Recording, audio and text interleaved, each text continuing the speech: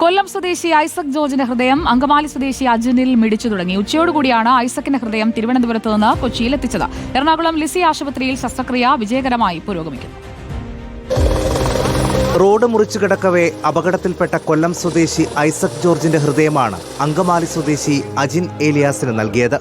തിരുവനന്തപുരത്ത് നിന്ന് എയർ ആംബുലൻസിൽ ഉച്ചയോടെ ഹൃദയം കൊച്ചിയിലെത്തിച്ചു.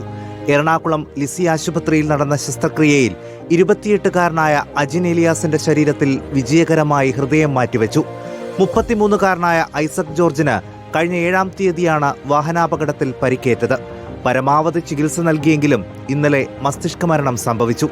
അതോടെയാണ് അവയവദാനം നടത്താൻ കുടുംബം തീരുമാനിച്ചത്. 29ാമത് ഹൃദയമാറ്റ ശസ്ത്രക്രിയയാണ് എറണാകുളം ലിസി ആശുപത്രിയിൽ നടക്കുന്നത്.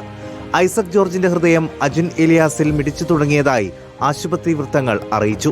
റിപ്പോർട്ടർ, കൊച്ചി.